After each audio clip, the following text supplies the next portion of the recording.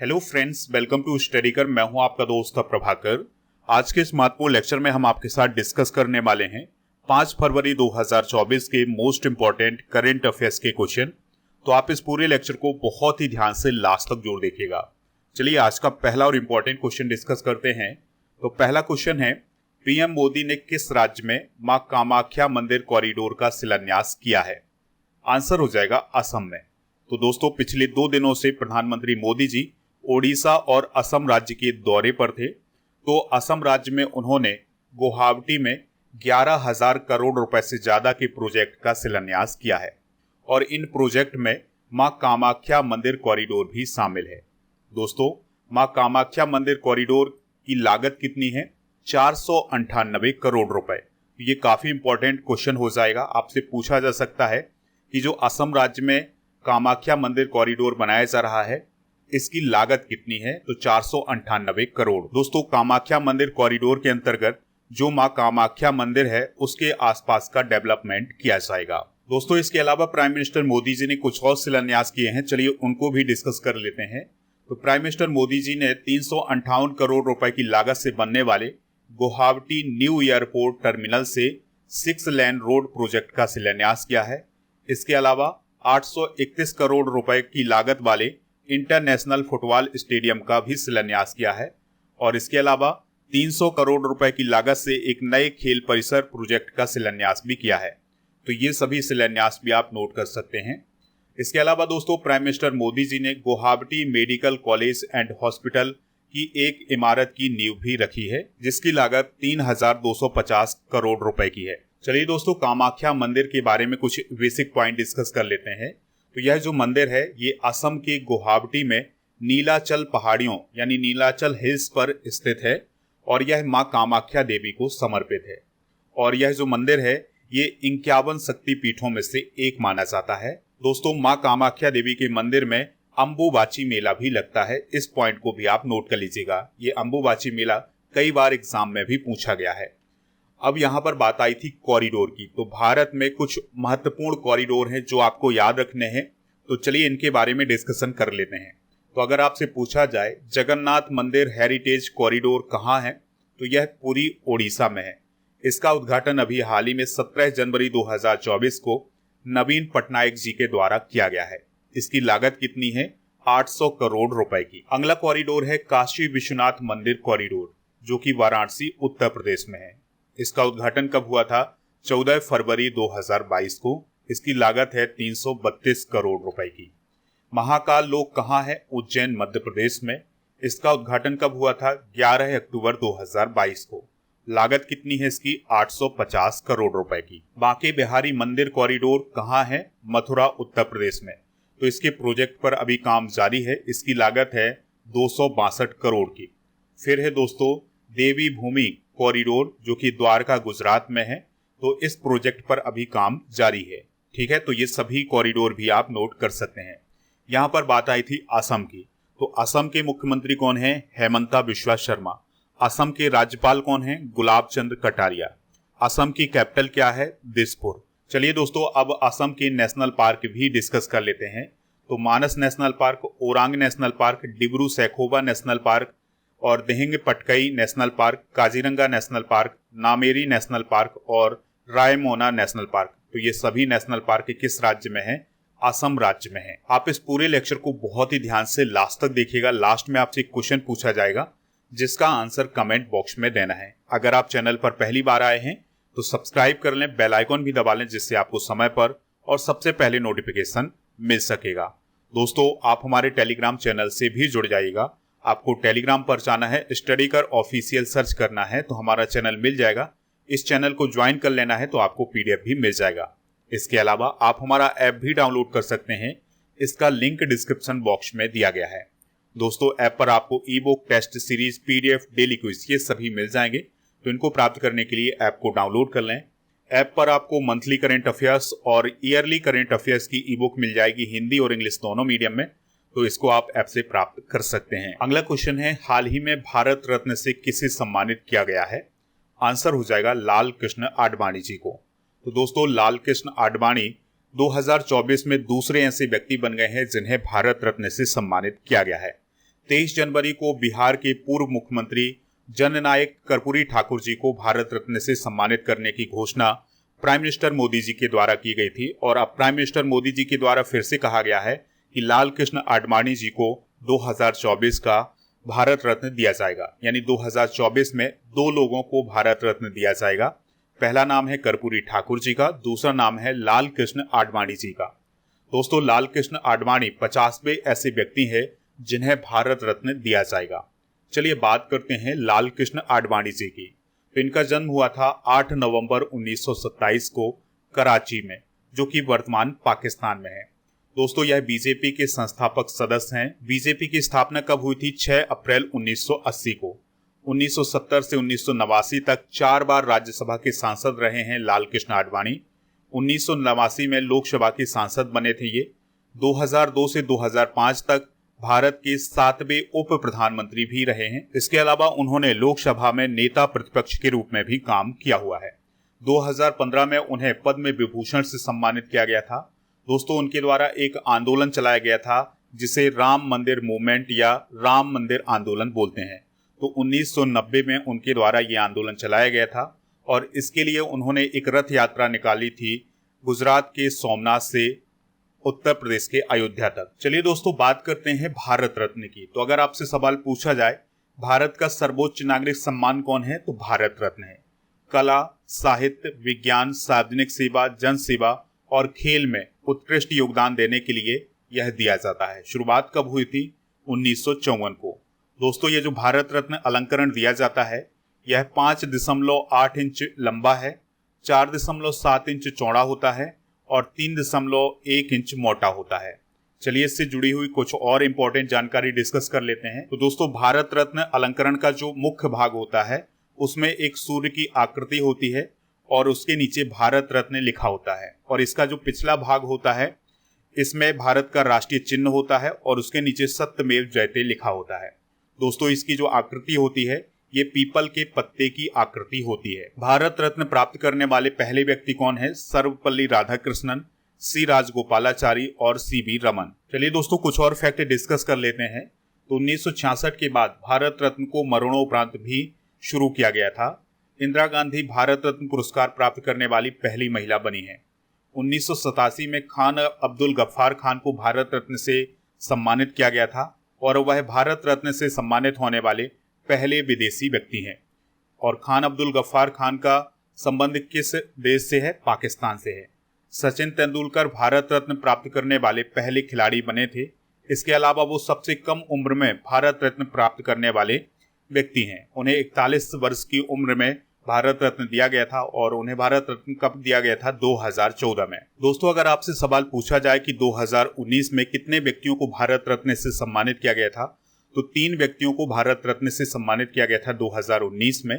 तो पहले व्यक्ति हैं प्रणब मुखर्जी, दूसरे व्यक्ति हैं नानाजी देशमुख और तीसरे व्यक्ति हैं भूपेन हजारिका। अगला क्वेश्चन है, बनवारी लाल पुरोहित किस राज्य के गवर्नर थे जिन्होंने अपने पद से इस्तीफा दे दिया है? आंसर हो जाएगा पंजाब। तो दोस्तों, पंजाब के गवर्नर और चंडीगढ़ के प्रशासक बनवारी लाल पुरोहित ने अपने पद से इस्तीफा दे दिया है।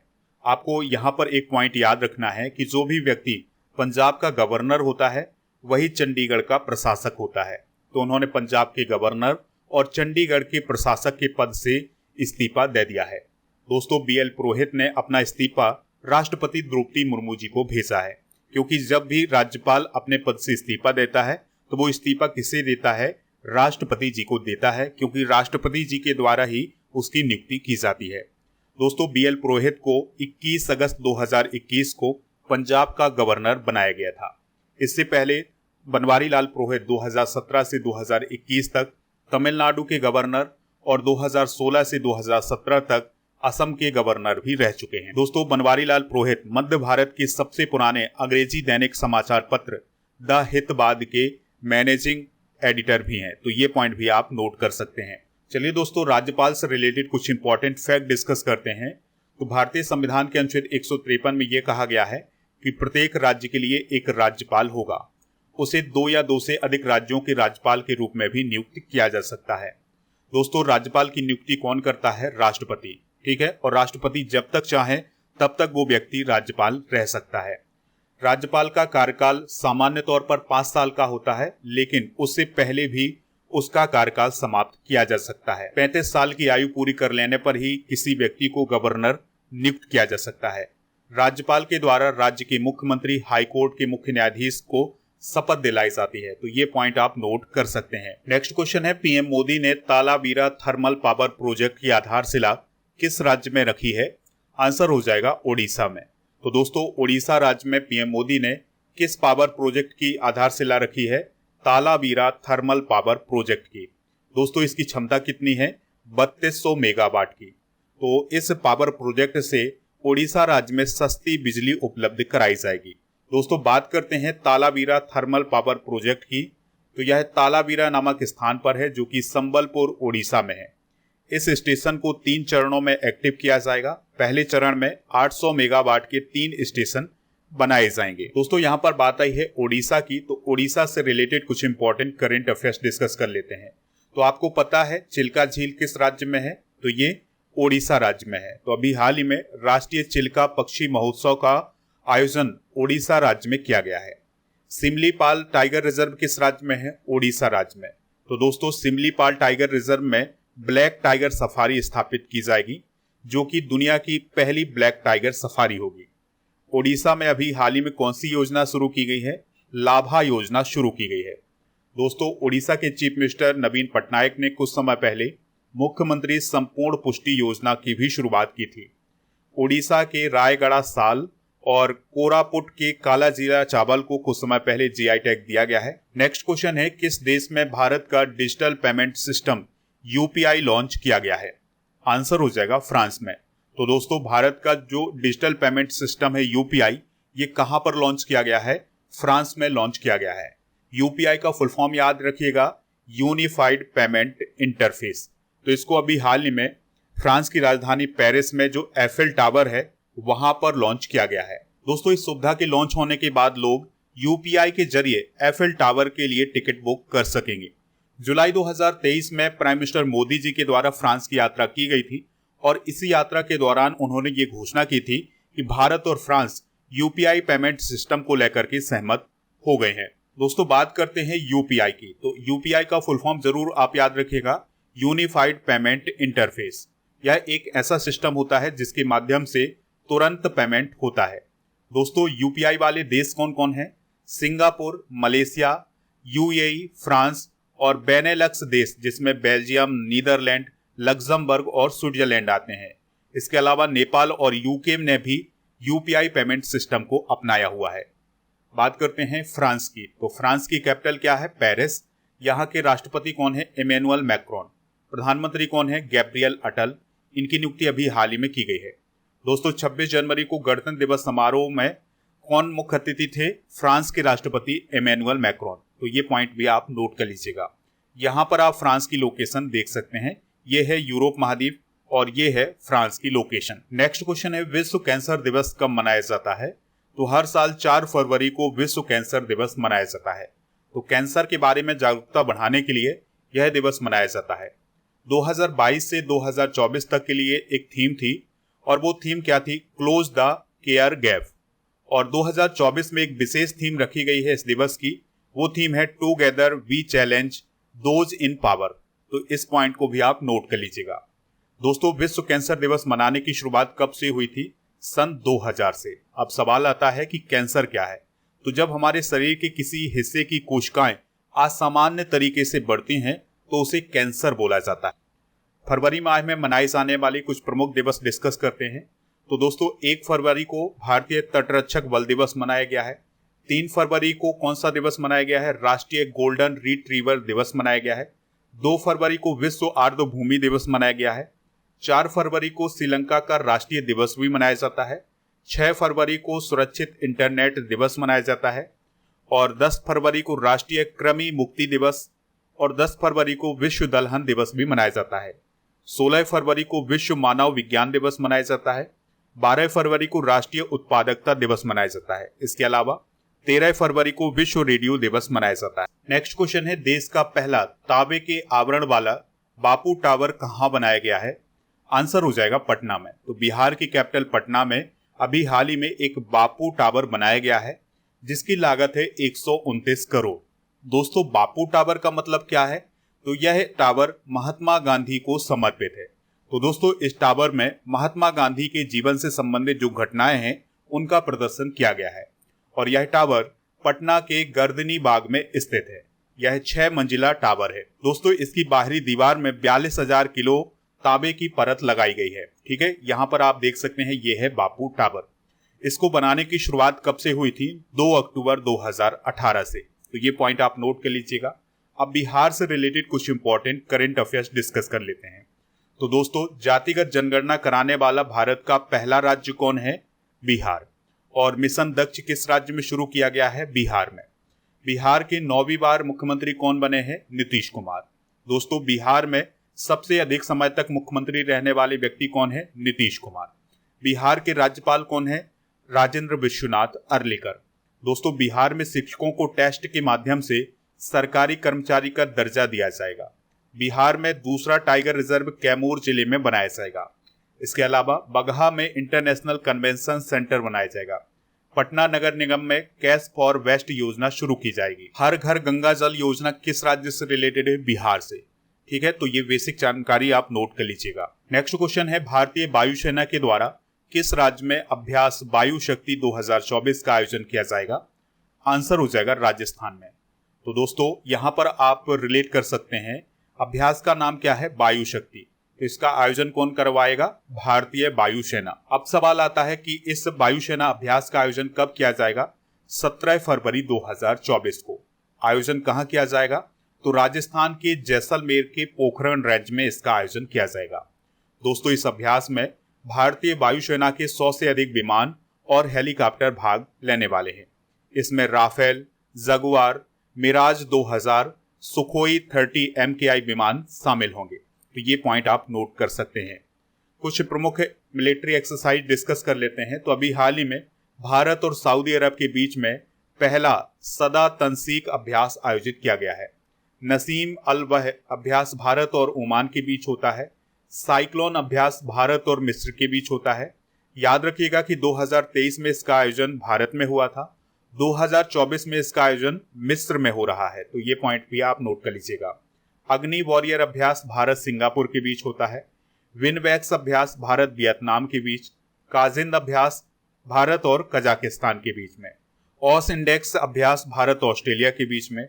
सिम्बेक्स अभ्यास भारत सिंगापुर के बीच में और सिलिनेक्स अभ्यास भारत श्रीलंका के बीच में आयोजित किया जाता है। तो इन सभी पॉइंट को आप नोट कर लीजिएगा। नेक्स्ट क्वेश्चन है किस देश में मूल्यवान खनिज कोल्टन की खोज की गई है? आंसर हो जाएगा केन्या में। तो दोस्तों केन्या में अभी हाल ही में बहुमूल्य खनिज कोल्टन की खोज की गई है और पहली बार ऐसा हुआ है जब केन्या में कोल्टन पाया गया है। दोस्तों कोल्टन का उपयोग इलेक्ट्रिक कार बैटरी बनाने में, मोबाइल फोन और अन्य इलेक्ट्रिक उपकरण बनाने में किया जाता है। दोस्तों अफ्रीका कॉन्टिनेंट का एक देश है कांगो लोकतांत्रिक गणराज्य। तो वहां पर दुनिया का 70% से अधिक कोल्टन निकलता है। कोल्टन एक धात्विक अयस्क होता है जिसमें 2 प्रकार के तत्व निकलते हैं, नाइओबियम और टेंटलम। ठीक है, तो ये 2 पॉइंट आप नोट कर सकते हैं। दोस्तों यहाँ पर बात आई है केन्या की। तो केन्या की लोकेशन आप यहाँ पर अफ्रीका कॉन्टिनेंट में देख सकते हैं, ये है केन्या। राजधानी क्या है इसकी? नैरोबी। राष्ट्रपति हैं विलियम रूटो जो कि 2023 में भारत की यात्रा पर आए थे। करेंसी क्या है? केन्याई शिलिंग। केन्या पूर्वी अफ्रीका का एक देश है। यहाँ पर आप देख सकते हैं यह है पूर्वी अफ्रीका। तो इसका एक देश है कौन? केन्या। केन्या दुनिया का 28वां और अफ्रीका कॉन्टिनेंट का 7वां सबसे अधिक आबादी वाला देश है। मोम्बासा केन्या का मुख्य बंदरगाह है। दोस्तों केन्या के पास एक प्रमुख झील है जिसका नाम है विक्टोरिया झील। तो इसका 6% हिस्सा केन्या में है। नेक्स्ट क्वेश्चन है FADA रिपोर्ट के अनुसार भारत में 2023 में इलेक्ट्रिक वाहनों की बिक्री में कितने प्रतिशत की वृद्धि हुई है? आंसर हो जाएगा 49.25% की। सबसे पहले बात करते हैं FADA की। तो FADA का फुल फॉर्म क्या होता है? Federation of automobile dealers association. तो इसके द्वारा एक रिपोर्ट जारी की गई है जिसमें यह बताया गया है कि साल 2023 में जो इलेक्ट्रिक वाहन है उनकी बिक्री में 49.25% की वृद्धि हुई है। यह जानकारी किसने दी है? तो हमारे देश के भारी उद्योग राज्य मंत्री हैं कृष्ण पाल गुर्जर। तो उनके द्वारा राज्यसभा में ये जानकारी दी गई है। देखिए दोस्तों, कुछ रिपोर्ट और रैंकिंग को भी डिस्कस कर लेते हैं। तो अभी हाल ही में भ्रष्टाचार सूचकांक 2023 जारी किया गया था। तो इसमें भारत 180 देशों में 93वें स्थान पर था। हिम तेंदुआ रिपोर्ट 2024 को अभी हाल ही में जारी किया गया है। तो इसके अनुसार भारत में हिम तेंदुआ की संख्या है 718। शिक्षा मंत्रालय के सर्वेक्षण के अनुसार पिछले सत्र के मुकाबले 2021-22 में उच्च शिक्षा नामांकन में 19 लाख की वृद्धि हुई है। हांगकांग को पीछे छोड़कर के दुनिया का चौथा सबसे बड़ा शेयर मार्केट कौन बना है? भारत। तो ये रैंकिंग और रिपोर्ट भी आप नोट कर लीजिएगा। चलिए अब कल के करंट अफेयर्स को रिवाइज करते हैं, फिर इसके बाद जनरल नॉलेज के पिटारे को डिस्कस करेंगे। लास्ट में पूछेंगे आपसे एक क्वेश्चन जिसका आंसर कमेंट बॉक्स में देना है। दोस्तों, कल का पहला क्वेश्चन था, भारत किस देश से 31 MQ-9V ड्रोन और मिसाइलें खरीदेगा? अमेरिका से। आर चंपक लक्ष्मी का निधन हो गया है, वह कौन थी? इतिहासकार। एक समंदर मेरे अंदर पुस्तक को किसने लिखा है? संजीव जोशी ने। घर पोर्टल की शुरुआत किसने की है? NCPCR ने। राजनीतिक पार्टी तमिझागा बैत्री कजगम को किसने लॉन्च किया है? थालापति विजय ने। डिजिटल डिटॉक्स पहल को किस राज्य में शुरू किया गया है? कर्नाटक में। भारत किस देश में अपने सैनिक कर्मियों को बदलेगा? मालदीव में। नेक्स्ट क्वेश्चन है, विनय कुमार चौबे किस राज्य के मुख्य सचिव बने हैं? झारखंड। अंतरिम केंद्रीय बजट 2024 में 9 से 14 वर्ष की बालिकाओं के लिए किस रोग के टीकाकरण की घोषणा की गई है? Cervical cancer. 2024 से 25 में राजकोषीय घाटा GDP का कितने प्रतिशत रहने का अनुमान है? 5.1%। दोस्तों, आज के जनरल नॉलेज के पिटारे में हम जीके से रिलेटेड कुछ इंपॉर्टेंट क्वेश्चन डिस्कस करेंगे। इंसुलिन का प्रयोग किस बीमारी के उपचार में किया जाता है? मधुमेह यानी डायबिटीज। प्रथम पंचवर्षीय योजना कब शुरू की गई थी? 1951 में। सत्य शोधक समाज की स्थापना किसने की थी? महात्मा ज्योतिबा फुले ने। नाथुला दर्रा भारत के किस राज्य में है? सिक्किम में। हिंदी भाषा का पहला समाचार पत्र कौन सा है? उदन मार्तन। मानव शरीर की सबसे बड़ी हड्डी कौन सी है? फीमर। ब्रह्म समाज की स्थापना किसके द्वारा की गई थी? राजा राममोहन राय के द्वारा।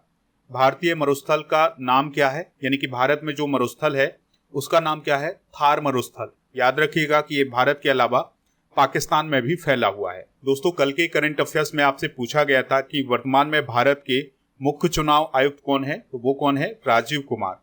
तो लगभग सभी लोगों ने इसका आंसर बताया हुआ है। इसी प्रकार से आपसे जो क्वेश्चन पूछा जा रहा है उसका आंसर आप कमेंट बॉक्स में जरूर दीजिएगा। क्वेश्चन है, कर्पूरी ठाकुर किस राज्य के पूर्व मुख्यमंत्री थे? जो भी इसका राइट आंसर हो कमेंट बॉक्स में जरूर बताएं, हमें इंतजार रहेगा आपके आंसर का।